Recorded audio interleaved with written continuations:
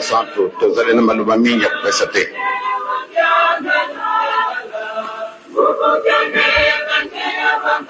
Makambo mazalaki na 1921 soko lelo makumi nde tango na biso tozali kosalaka anniversaire wana elakisi ete solo ndenge ye moko alobelaki yango tobenge toujours Papa Simoto Mbango prophète.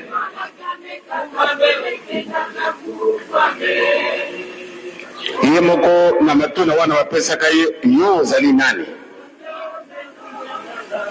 Réponse na ye ngai nazali ngunza te ou bien prophète te kasi nazali motindami, c'est-à-dire envoyé. Soko biso bengi metango yo envoyé spécial. Pourquoi? Parce que biso batu mwindu ndenge nazala kumona kabatu minene ndenge tosali baklasi munene to silisi ba université yonso ezali na kati na mokili kasi pamba te tozali na biso batu mwindu kwa teto bongeza loko mwite moko te na kati na biso tofandi awa alibete na njuta na ye biloko ye alati ye moko asalaki ubie muhingane ya salaki yonso tu tovi na bato mosusu elobami na biso mbala na mbala monto mwindu ye azali nani ye alongwaki wapi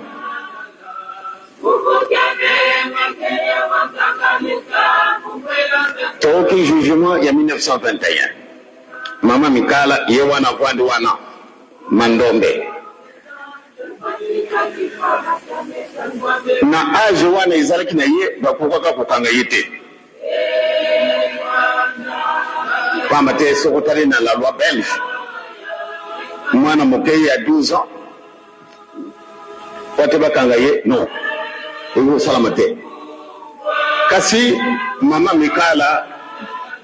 bakangi ye e basali mpe jugement na ye toki batiaka ye condamnation ezalaki 2 ans kasi asali 40 ans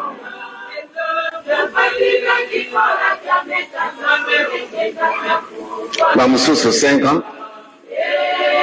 bamosusu 30 ans bamosusu condamnation à vie papa condamnation à mort parce que amelakisaki ete ye azali envoyé ou bien tout moi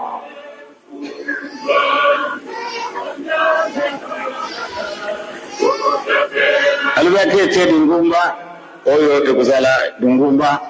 ekozala makasi ndenge balobi na biso français qui vivra verra lelo oyo tozali kokumisa fete oyo bomoni nde banda ntongo meme kona na ndako makanisi na ngai makei musika soko nakanisi lopusu mwindu soko totali makambo mazali na biso na mokolo malelo wana eza kolakisa mpenza ndenge naokaki nzembo na baoyo baza kolunga kuna na poto baya kotalaka kasi biso awa bana mokeji toza koleka moyibi wana ale atundi aza koyiba te esika nini soko ye akomi na bonheur ye tote yiba bonheur wana esika yango ate yekolaki to yakolaki pamba to yakolaka na bisu yakwana ndio ko biboyi c'est dommage to yakoli c'est-à-dire mauvais héritage ça na bisu ya passe tozalaki bana tozalaki kumona bon soko na kati na ndako tata na yo na mama na yo ndenge bango bakojuilaka ndenge wana bakolatelaka ndenge wana mpe bakoliaka yo mwana moke omonini tata na yo azali pauvre soko okei na ndako na tata oyo azali na mwana azalaka kamarade na yo ye tata wana riche donc kolata ya bana na ye kulia na bango ezali bokesani mwana akaye kosakana na camarade na ye dont les parents sont riches akokota na ndako wana solo camarade akupesa ibili kwa kulia kasi soko poko ikuki ajungi na ndako na mama na ye na tata na ye pona nini asi ya lubiete oyo azali tata na ngaite malgré azali pauvre kasi biso le contraire surtout na tango oyo tosali bakalasi ndenge na ndenge tozala kosala ka ba université bamoni biso ndenge tovandila bamoni biso lokola biloko bizangi ntina soko tomoni ete biso moko bato mwindo tozali komemona ka lokola biloko bizangi ntina kasi esika mosusu bamoni likambo ezali ndenge bogelaka na mokolo mayenga moto ayefa alobaki ye yekole mingi ndenge bato bayekoli bazalaka na dute ebele kasi yefa na dute na ye aye komona makambo wana alingaka ku ndima yango te soko moto mosusu alobelaki ye nde alobaki kaka ayi c'est du fanatisme kasi ye moko malgré ba doctorat na ye malgré ba maîtrise na ye kasi amoni kaka nde ya solo biso tomebi kaka tomoni nde makambo na biso tosalaka eza na ntina yango te ezangi biso Simon Kimbangu condamné par un tribunal militaire total na Nzambe ekomisi ya moto munene lelo awa na kati na mukilo wa biso ai amana Simon Kimbangu c'est-à-dire ce qu'on a envoyé au prophète moto aboyaza la prophète ndenge nini kasi tozali kokende amonana kana yelo kwa yelo kupamba biso ya kusala ka musala oyo soko bamoni biso bazali komona biso lokola biloko bizangi ntina kasi wana intimide biso te biso tokolonga na biso kaka pamba te ndenge totangira ngona katina mukano manzambe moto wangu amonala kana ye ntina te lokola iloko vraiment epola kasi tango oyo le monde entier bayibi moto wana lelo oyo na ngai tomonene bakimbangisa soko baokinde yo ozali kimbangisa bakomona yo lokola moto na liboma soto na bana klasi na biso ndenge baza koyekolaka nakanisi eka Nzambe en 1916 papa akomaka likambo moko na kaye na ye na kati na kaye na ye alubi ntango likambo ya 1916 au mois de juillet na 1921 makambo mabimi ya solo mpasi ye kasi mpati toyiba esika tozalaki kokende ezalaka na biso mwa pasi kasi bato oyo bazalaki ndenge bamama mikala ndenge bamimonaki soko esika yoso papa azali kokendaka na miziki bato bayibaka ntina te or que yango ba mama Mikala bazalaki bana basi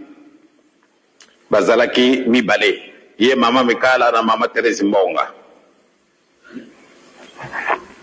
bana basi bazalaki kwa mingi kasi na tina na musala na bango bazalaki bango mibale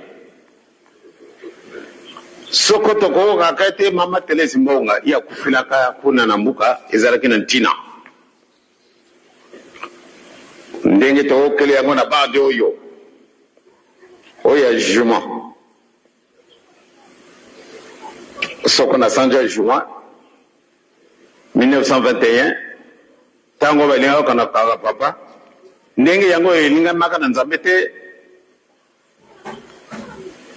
papa pote balungo kuna na kamba bakana na Banzansanda oko kusala ngona mokolo moko kumi kasi na bango ndenge bazalaki kokendela ezalaki na bango mwa pasi bakumi na nzela bien oyo mvoila etelami soko mvoila ngo etelami bokokenda lisusu te il faut botelama ye moko kopesa direction tokei ale mokolo wana nzambe amemi bango esika mosusu na mokili oyo ya biso te amemi bango esika moko ya kitoko ya isengo bien mindule ya likolo bango bamoni ndenge bato bazali kobeta misiki kuna na isengo na ezwaki bango bamama Mikala na bamama Teresi Mbonga na bango batata Ndangi bien bana tango wana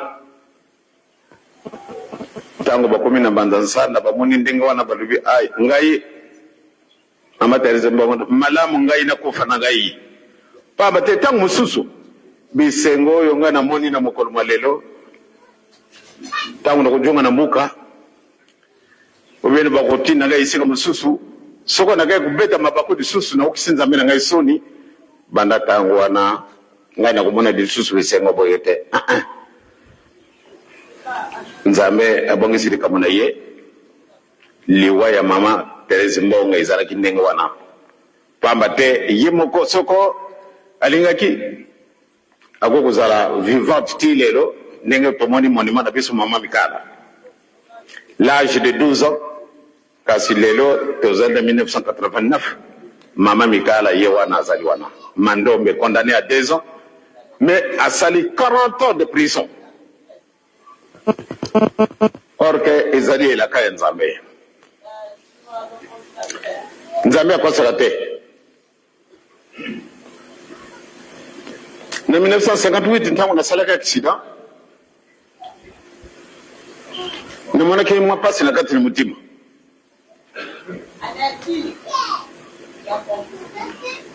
kasi ntango naye kotala ya solo nzambe azali ndenge mosusu nabutami 22 mars 1918 nakoma na 58 donc nakomaki na 40 ans makanisi na ngai majungi esika moko yango ekoloba na bino lelo te donc tokoyiba yango kaka mama Mikala asali 40 ans de prison papa Kolutu asali 40 ans de prison ngai na joaki mwa chance na ntina ete nazali kosala esika moko na gouverneur général nasali 39 ans de prison lelo oyo ndenge ezali kolobama l'État belge à reconnaître l'inguma nabisu le 24 décembre 1959 lelo tozali na 1989 tokofete 30 ans makambo na biso mazali kokenda soko botia kopenza na kati ya l'ordre moko boko découvrir makambo ebele batata na bamama simo kimbango condamné à mort bozalaki kooka mwa babruit ebele ndenge ezalaki tribunal militaire e makambo salamaka ndenge ya kosilika na papa ndenge adubilaki ndako epasuki portrait du roi ezalaki na mur ekwei na makasi na mabele ebe bapanzani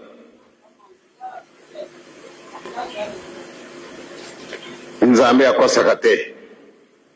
bakendaki kobongisa kuluzu mpo ate batie ye na kati na kuluzu kasi yesu alobi wana ekoko kosalama te nde batie ye na kuluzu un seul sacrifice donc ya ye moko nkolo yesu oyo atindi biso ye papa Simoki Mbangu babongisaka liwana ye ndenge na ndenge tango bamoni ete baoyo bakendaki kokata kuluzu babongisi ebe tango bazali kubutana bazongungu bachi kuluzu wana na likolo ya roli ebe roli wana isali marche arrière eke kukweya kuluzu wana ebukani mundele mpe abukani likolo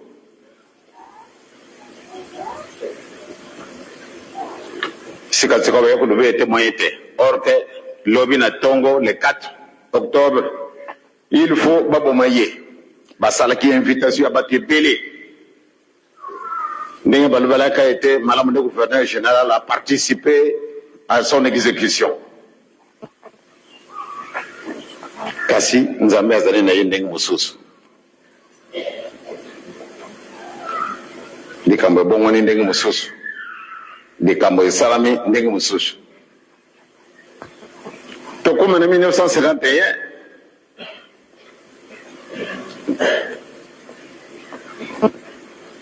Simoki Mbangu le 4 octobre 1921 nde mokolo wana balingaka nde baexécuté na 8 heures na miso batata nzambe ndenge balobaki nde bakoboma ye donc basi babomaki ye déjà na 1951 atikali na kati na mwa ndako na ye 30 ans le 4 octobre na tongo malgré fungula ekozalaka na monsieur Servet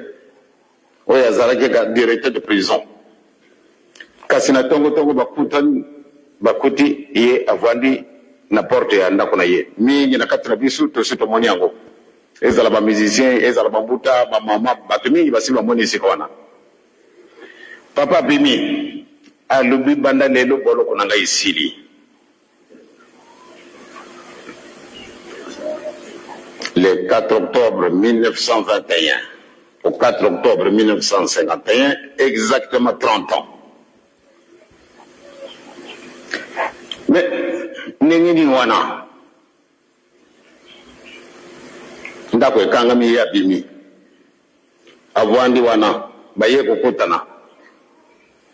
Kimbangu nani mutu abimisi yo nazali ko besoin de binu bobimisa ngai te navwandi na bino awo ngona tukumisatu nalingi kokenda esika nga na lingi na kei nazali na pouvoir na bino te bokama te musuni na ngai bochi na ndako oyo soko mingi oyo tokucholaka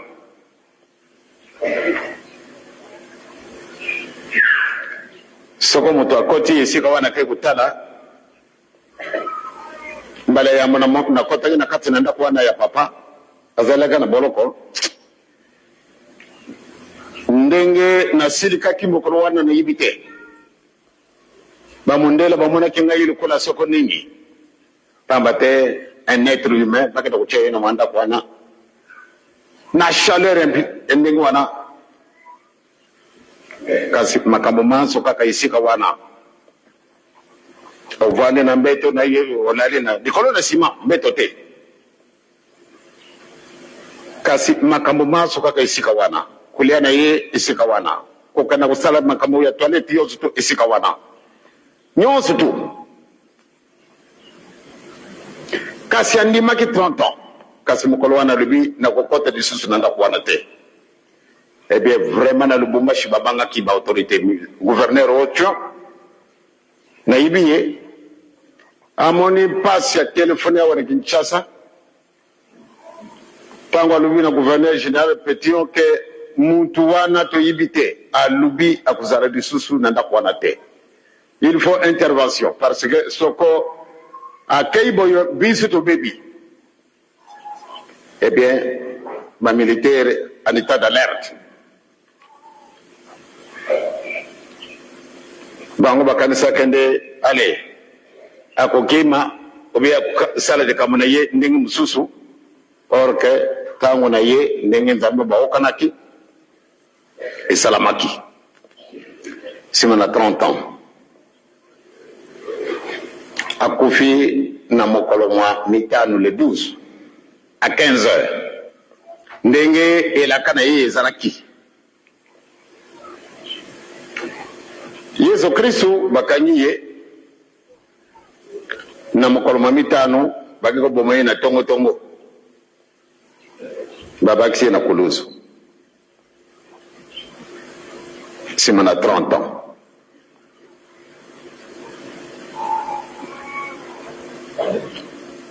Papa Simon Kimbangu na 15 heures yepe akufi ye moko anonsaki tana ye bia kokufa na 15 heures boka kitata sa kwa bango azali vivant ye kakate ekasi batumusu bazali vivant bapesi témoignage ya ndenge na ndenge.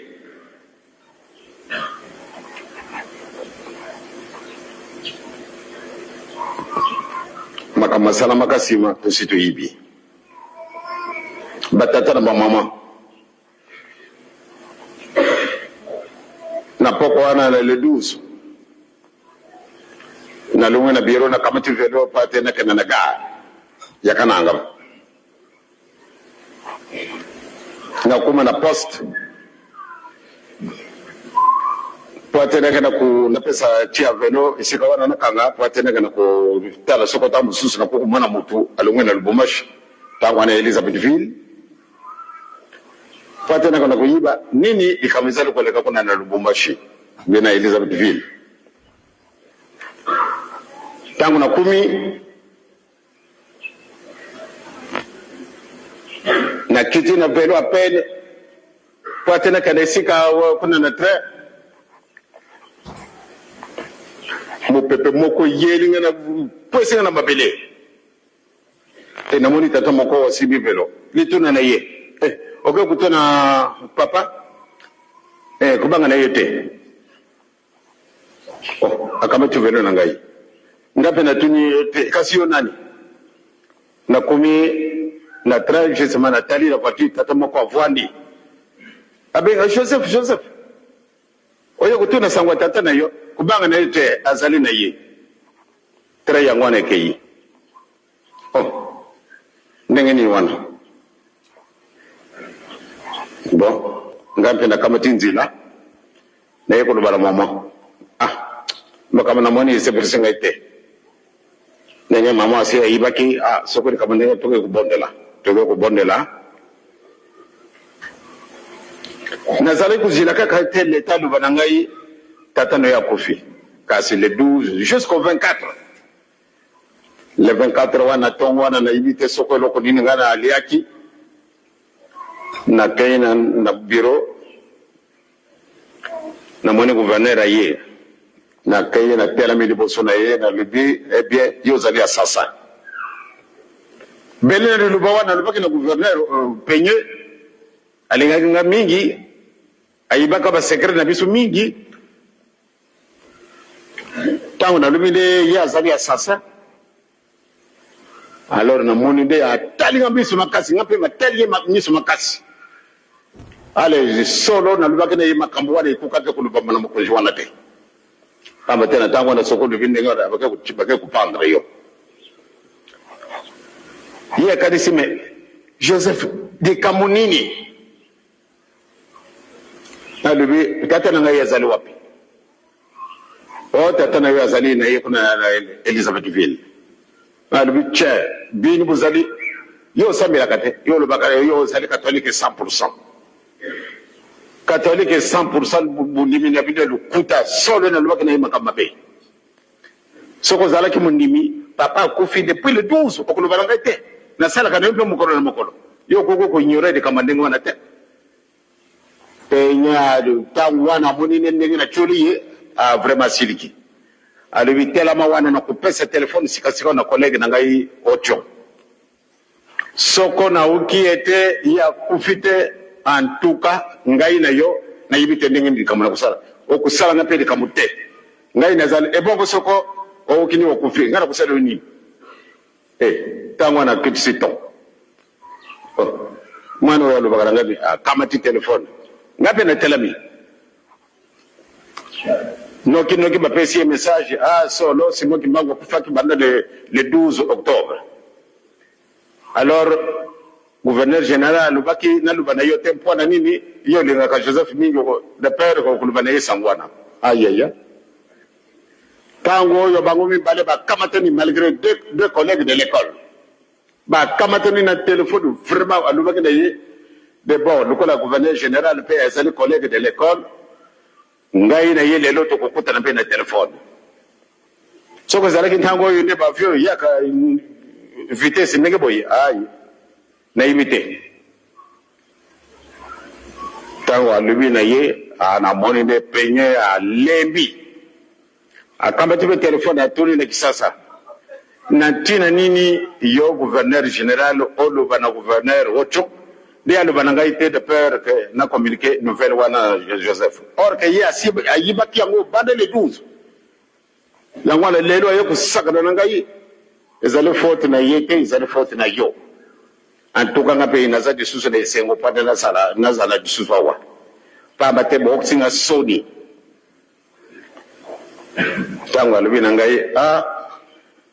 c'est vrai ozali na raison kosilika na yo pamba te vous avez perdu un être cher votre père akufi solo eh bien ntango wana tozalaki mwa très unis na président na biso makambo manso oyo masalamaka na mokolo wana kuna na kananga ntango wana lwabu ngai éprouvé kasi makambo na ngai nyonso tu edei moto asalaki yango ye président pamba te wana azalaki caporal mais ndenge tozalaki na bookani mingi les maisons voisines oyo ya ye wana na ngambo ya balabala ngai na ngambo ya balabala donc kovanda na ye makambo maso na ye ezalaki na ndako na ngai mais lokola éprouvé eh bien ntango ye moko kamati charge kokamata charge c'est-à-dire tozalaki na association na biso bato nyonso to balongwaki en dehors de la région du Kasai ezalaki Kasai moko kaka mibale te o Kasai oriental ou bien Kasai occidental ezalaki te ezalaki nyonso to Kasai kaka eh bien biso nyonso bato balongwa na Bazaïre na Bandundu na Équateur na Shaba na Kivu na Zaïre biso nyonso tozalaki association moko alors tozalaki kosala cotisation na biso po atenda mosusu likama ye eh bien tomona mpasi te donc makambo na biso nyonso tu esalamaka ye nde mokonzi na biso ya ntango ye moto azalaki occupé na likambo oyo ekufelaki papa batata na bamama likambo ekokopesa biso esengo bamama yango oyo na batata nzambe apesi biso ligne de conduite mais mpona nini lelo oyo tambola na kati na mokili mobimba biso bato mwindo tomonana kaka lokola biloko bizangi ntina meme tozali na badoctorat ya je ne sais pas de quelle taille ezali kaka pamba mpona nini eloko ezangi biso kasi eloko wana tokolukaka yango te yango wana nde recule biso ti na mikolo mwa lelo et surtout les jeunes intellectuels comme les étudiants et qui sont en train de préparer soit leur diplôme d'État ou bien ceux qui préparent leur université bamoni yango lokola ka yelo ko pamba. C'est-à-dire tomesani nabisu on dirait par routine. Ah batata nabisu bazala ki boye kasi to imba kinzembo to nanzambe mukora mayenga ta tuzange ne matsike boye binzembo wana makati sinanga makenda ki musika pamba te tuzalaki na tango mingi te soko bango batune wana bazalaka na patience lokola biso nde ngai nakenda kokulimbula peut-être kambwana bien ye muntu mwindo akoma général akomi bien gouverneur mais ezali lokola likambo moko kosekana yango te papa alobi ete mundele akokoma mutu mwindo akokoma mundele bato bakanisi yakolongola loposo oyo or que ezalaka ntina wana te po ate tozwa baisika na biso kasi biso toya komona yango kaka ai kimbango sekie ekasi okende na ndako na ye otala biloko nyonso tu ya luxe okotuna ye oyo yayo yango wapi ayiloko te ngatali naza na montre en or kasi ole na luka nzela na yiba ndenge nini basalaka biloko oyo mwenye te donc nous sommes limités malgré bakalasi tosali namona meme buku oyo la Bible ezali kaka papier bon papier ezali nini ole na luka nzela ndenge basalaka papier mwenye te soko mondela lubi na kutinda bindu susu biki te ai to bande ko tokoluka ba charbon peut-être to bada ko mamikana emkana pe moyete puisque papier ezali te to jongi na bisu ten ndenge bako bazalaki bango mwe bazalaki na mayele ndenge nini soko babeti mbunda awa soko likamizale awa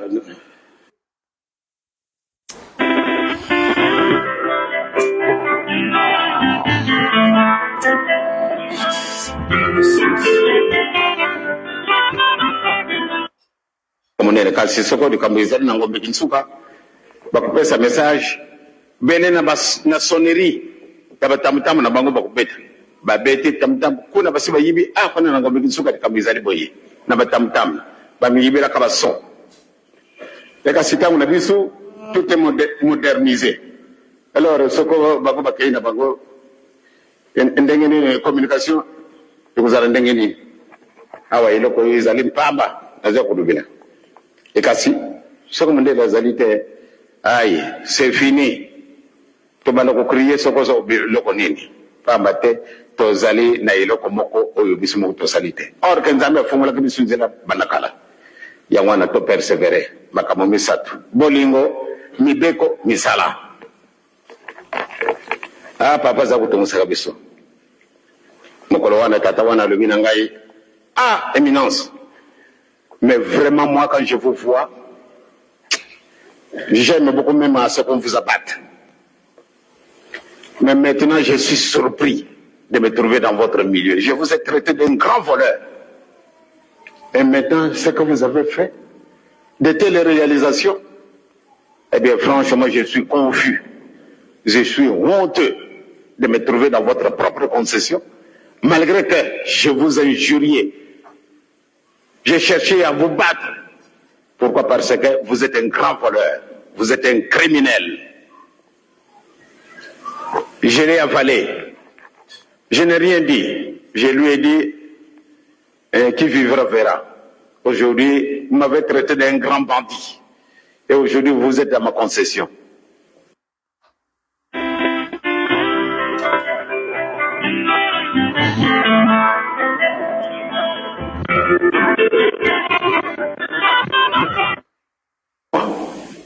Réellement, nous allons essayer de nous boxer nous-mêmes. Parce que nous avons vu que réellement nous vous injurions pour rien. C'est-à-dire quand on vous voit, on dirait qu'on a vu, je ne sais, quelque chose d'ici sale. Or que maintenant nous avons beaucoup de respect vis-à-vis de vous. Dimanche, comme le gouverneur a été à Kimbatseke, tant nasara kebe programme na ngai na lobi ibo malamu ndia kota di boso na l'hôpital avant de aya ici kala biso pamba tamba ko kana ko na l'hôpital na biso tempa batay dali l'hôpital batu mwindo pata baga na kutala kasi mukoro mayenga tangu batali lobi na badu ko mais vraiment c'est Moutamontou là quand même hein. Vraiment il a des idées. Il pense aux autres. Il s'oublie lui-même. Akada kusala musala ndege wana. Eto fingi batwango kufinga kabango ndege bakolanda kaye. Orke Moutamontou wana zana raison. Et puis si mon colonie to ko kusala misala sans le concours d'autrui. Atale raisonnement e bango. Alors itamuli de kambwana. Ah en tout cas to komisa batwana. Batwana bazali persévérant. Sinon na ba injurion surtout pesiye. Malgré to choli ndenge na ndenge kasi azali kusala kaka musala alors mutu andenge boya azala kada mutu andenge soko ngayo bo choli ndenge wana ale surtout na salina batebele ndena na ko ndi madisusu te ba maltraiter ngai mwana mutu na sepeli yo mingi na maluba na yo kasi pamba te raisonner te ngana zali mutu na mukili oyo nazali mupayete na azali mukili na ngai oyo atandele to kuyibana ba mama batata to tamula ndenge yango ezali koleka misala na biso ba mama batata on dirait tozali complètement abandonné pamba te to mimi solo mukili molinga ka solo te na mwana kinyoka moko batu yibakile tangu na lubila kiyango kasi moko no bayanga na lubila kiyango na kimansegete nyoka wana zanna mutu sambo mais naibite akoko zala même na mulai 100 mètres même plus et ndenge na munene wana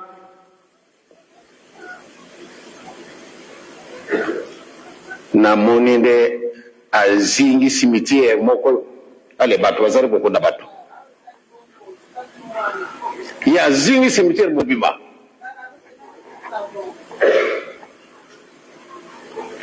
nyoka wana na mutu sambo batata na ba mama ye azali nyoka kana nini ya participer isika bako sala enterrement na bato mwana na mutu bakoteya kai na masese toka matari kama na biso soye mikolo misi mebela mipana papa ya wana na moni ndenge nzambe apesa kabisu mwa tavu na tangu mwadi kambo ya solo to sala makasi pamba teso ko bote to ko kasoni biso to rubaki malamu detro bana bango bayate kasi bini nyonso bobelele baya tolobaki boyote me ndenge naza kulingila nde sikaona bakuvanda tozali na bamutuka te pamba te bapesi biso mutuka te kasi tozali pe na biloko ya kitoko wana tokokolakisa bato wana te kasi malamba bamona makadisi na biso bishane na biso bamona ngo ezala kitoko sinon bato oyo bazali na bavoiture en tout cas to bakosala bavoiture na biso ifo apane te lokola voiture na ngai tozali koya ale na nzela wana pune epasuki alors sikatikawa heureusement soko voiture mosusu enanaki nga nsima te nde natelamaka wana bato bakolingaka mpe ngai te soko bayo kokutana nazali ampane ndenge wana bafinga ndenge mosusu bana moke bazali kowololaka ngai kasi soko natali bango namonika kubanga te nakuzwa bino kakubokende wapi yango wana bato oyo bazali na mwa motuka ezala camion ezala pick-up ezala randrof ezala voiture ya solo nakanisi soko bozali fiere nde bato wana baya ebien nakanisi tomanda kobongisa biloko wana po ate yango bezala sur po ate meme na biso bapaya wana bakoya mwa ebele ndenge bato ndenge wana bayela biso tokenda kokambata bataxi to mema bango ngene moko boyibi ndenge bato wana bakobingila kabisa. Donc tosengi ete tozala na isengo soko tokomi lelo le 3 octobre ezali date anniversaire kasi soko totali makambo azalaki na mokolo wana malgré nazalaki na mbula misato kasi na sina yibi ndenge makambo azalaki ndenge tovandaki na kati na boloko na mama na mutiki yangali na ngai pamba te papa kolutu nde akendaki liboso avant papa ye akendaki ni avant ndenge tozalaki na kati na boloko na busa na kate ndenge papa yaki kulungula bibon moko izalaki na se na peka ya mama na busa na kate mondele alibete munga na butabo ye butana mwana mwasi wana vraiment za kumana pasi tika na koya ko pasule yango me ndenge papa zana ndenge mususu malgré azalaki na kati na kashona ye soko ndenge nini akotela kina didusu nini soko na sina mabele to yibite akoti ko mama ka boye pasi achika ka boyo alunguli esili tangu munga ngaye kufunga pote baya kusala operation aya ukutana mama bwambi mwilo uye wapi kasi ngaye yote kasi wapi bibo wani zalaki ne kuna na selba peka aya kutala mputa izalite mengana lubaki na ko ya ko pasula yango muntu yango pasula yango asi alungule docteur alobi solo nzambi o izali nzambi ya solo ale yepe mpaba sali témoignage wana akenda ki relégué makamo susu to ko ba tango yote akenda ki relégué na putu dibela pana nini alobi tata o yazali ka nzambe ngenge nini ya yibila kiete na kuya ko pasula yango lelo ale hiya ye kulungula donc tozali na bibo ko musuba kulungula ko ko sakala na kumna tata mo arpi el santo amen amen tozali na bibon bala musuba kulungula yango le divin glorieux papa le structurant de cette nouvelle civilisation le kimbanguisme la deuxième disposition de papa Simon Kimbangu sur terre le siège de toutes les pensées. Merci chers amis, un oracle exclusif en cette date anniversaire du 3 octobre. Je suis le messager africain divinement zélé pour l'officialisation de l'union matérielle de l'ordre universel. Diakongo Wenda Kubatele. Eh ben, je vous ai transmis fidèlement cet oracle de sa divinité, Papa Diengenda Kuntima, en date du 3 octobre dans le Saint-Temple de Matete. Mais aujourd'hui, nous étions tous en Kamba où sa divinité, l'omnipotent, l'omniscient, donc l'omniprésent, la troisième disposition donc, de ce dernier, donc Papa Simon Kimbangu, là nous avons suivi la deuxième disposition. Il a fait état de ce qui s'est passé dans sa première disposition. Papa Kimbangu premier. Là, c'est le Papa Kimbangu deuxième qui vient de relater les événements de son père de lui-même. Et là, sa divinité, tout à l'heure dans le Saint-Temple de Kamba, nous a retracé, parce que là, aujourd'hui, en Kamba, l'événement s'est confié à la grande chorale des dirigeants kimbanguistes. C'est de qui? La chorale dirigeante des dirigeants kimbanguistes. Mais ici, moi, je vais pas terminer, je vais pas finir mon exposé, mon médiatique de ce jour, de ce soir, sans pourtant vous faire état de, effectivement, le thème est parti, malheureusement, mais, excusez-moi, je vais pouvoir quand même vous faire état de livre des jugements. Justement, on est dans le jugement, justement, aujourd'hui, le 3 octobre. Mais il s'est passé quelque chose. Le livre de jugement, le livre 5, parce que moi j'ai mon support de travail, ce qui est le kimbanguisme. Un document compilé par le maître révérend pasteur Bandouzi. Ici, le livre 5 de jugement, en son chapitre 11, où il est état de l'arrestation de mon modèle politique. Papa qui solokele lukelo. Parce que moi, je suis Congo, mais j'ai un modèle politique, Dieu le Père, Papa qui solokele, j'ai un modèle scientifique, Dieu le Fils, Papa Dialouanani, et j'ai un modèle spirituel, les trois fois disposés, Tata Kimbangu, Kultima Kiangani.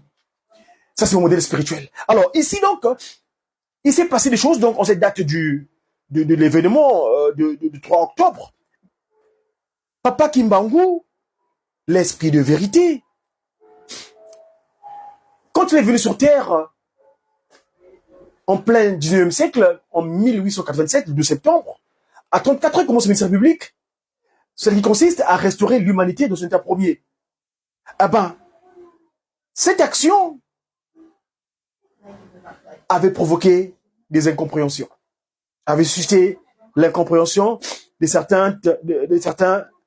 disons, humains, certaines créatures qui avaient mal compris le message. Papas et mamans.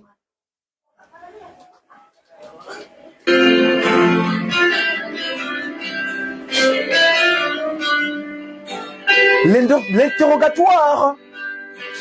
de l'enfant Charles Daniel Kisolokelelukelu. Lucelle, en se passant que Charles vient du terme germanique Karl, qui veut dire le fort, et Daniel, qui est un terme hébreu, qui veut dire Dan Hel, Dan, c'est-à-dire juge, Hel Elohim, donc le Dieu juge. Papa Kisolokelukelu. Parmi les prévenus, gardés à vue dans la section des prisonniers considérés comme extrêmement dangereux de la prison de Tisseville, actuelle Mbanzangungu, il y avait Maman Marie Mwilu, Kia Wanga Nzitani et ses 3 enfants. Il était incarcéré dans leur cellule où ils attendaient avec angoisse la fin du jugement de l'esprit de vérité Tata Kimbangu.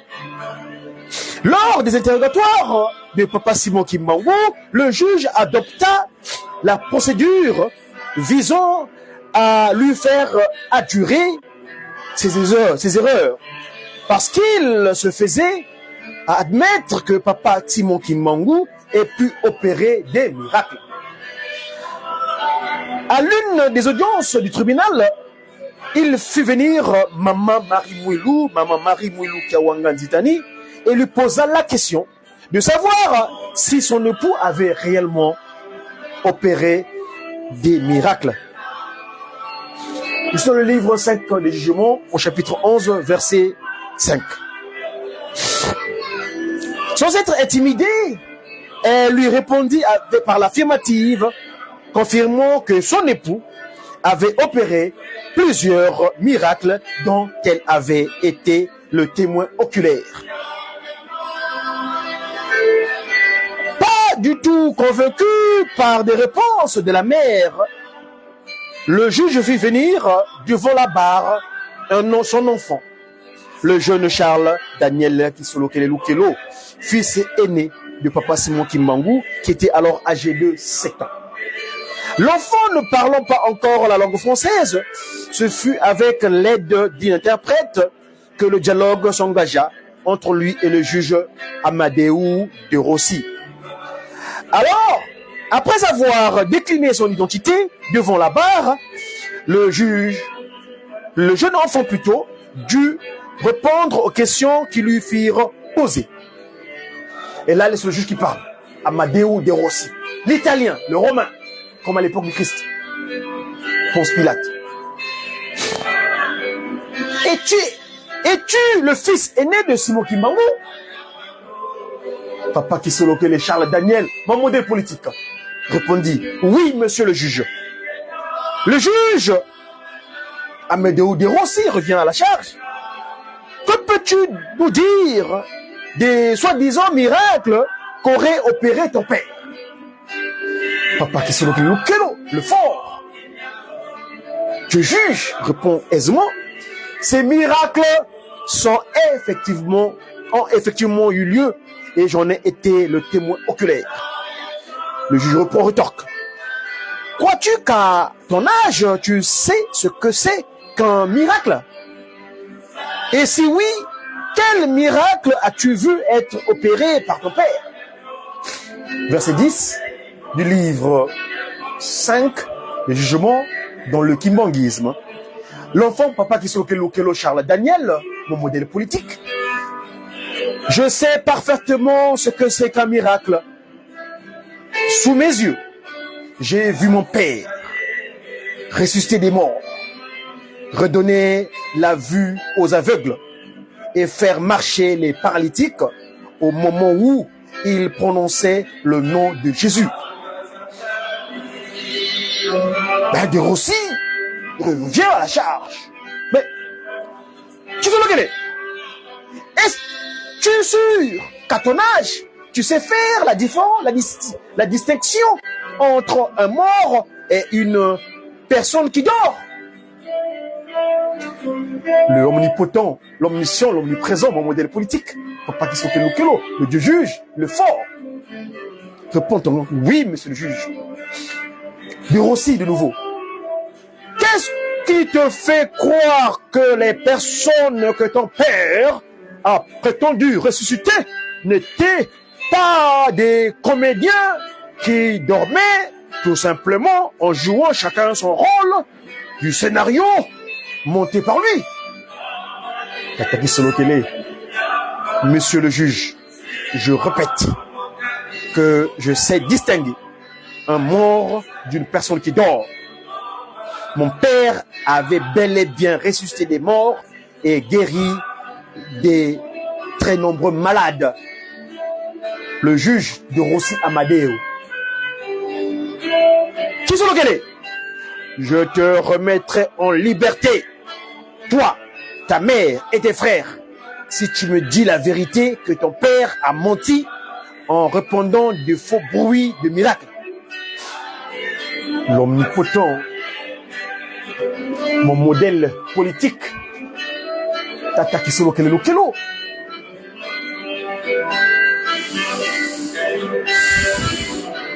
Si je vous dis des mensonges, je sais que Dieu me punira. Je maintiens sincèrement que c'est bien mon père qui a opéré ces miracles et que ceux-ci sont réels et que ceux sont réels. Ayant entendu ces paroles sorties de la bouche d'un enfant, le juge de Rossi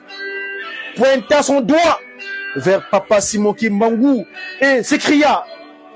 il en est arrivé jusqu'à fanatiser des enfants. C'est de la subversion généralisée. Sous le coup de la colère, il frappa sur la table et l'encrier qu'utilisait le greffier se renversa, abîmant une bonne partie du procès-verbal de cet interrogatoire. Ayant vu cela, il s'adressa au sergent noir de la force publique qui se tenait à côté de l'enfant et lui dit: giflez-moi cette crapule d'enfant. Surpris, le sergent regarda le petit enfant, puis la paume de sa main et répondit au juge: mais commandant, il ne s'agit que d'un enfant. Je ne peux pas le frapper. Le juge réagit et dit: faites ce que je vous ordonne de faire, sinon je vous dégrade séance tenante. Mais le sergent répliqua et dit: vous pouvez me dégrader, mon commandant, mais je n'ai sincèrement pas le courage de gifler cet enfant. Sur ce, le commandant de Rossi suspendit l'audience une nouvelle fois et fit mettre le sergent noir aux arrêts. Ce fut le deuxième incident qui survint durant le procès de Papa Simon Kimbangu après le tremblement des murs du tribunal. La maladie de mon mari Mouilou Kiawanga durant son incarcération. Là, c'est pas la peine de faire état puisque le divin glorieux, Papa Fumo Longo Diangenda Kultima, le siège de toutes les pensées, mon modèle spirituel vient d'en faire état. Mes très chers amis, followers, 3 octobre 1921, 3 octobre 2023, nous célébrons son deuxième anniversaire. Son 2, c'est 1, 2 et 3. 1, 2, c'est 3, la Trinité. Tata Kimbangu, en cette année de son deuxième anniversaire du kimongisme, dira, les compteurs sont à 0. 0, nous en Mandombe, je suis Promazaï de Mandombe, j'enseigne la science que Papa Kimbangu nous a disposé pour pouvoir conduire l'humanité dans cette avenir. Dans cette science, nous qualifions le chiffre 3, le commencement comme un delta. Le delta qui a fait que la matière soit. Parce que vous, dans le 1 quart, nous disons parfois que dans le 1 quart, le commencement c'est un rond. Non! Nous, le commencement, c'est les 3 glorieux. Donc, l'humanité entière a été sous contrôle dorénavant de Papa Giselo Kelokelo, Papa Dialonga Kangani, Papa Diangena Poutima, les 3 glorieux qui sont en un, à savoir sa divinité. Tata Nkwatulendo, Tata Simon Kimbangu Kangani. C'était une communication de Mediaki. Le messager africain,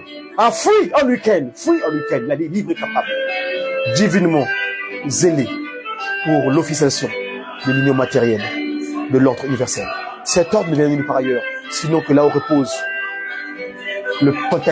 pentacle, Papa Kisolo Kelokelo, le Père, Papa Dialongana le Fils, Papa Diangenda Koutima, le Saint-Esprit, Ankamba. Et les 5 ans, quand je dis les 5 mois, les 5 en lui, l'omnipotent, l'omniscient, l'omniprésent, sa divinité. J'ai qui? Et beto bien, et beto, que naïe tata moi venir. Sa divinité, Tata Kimbangu, Koutima, Kangani, Fogolo.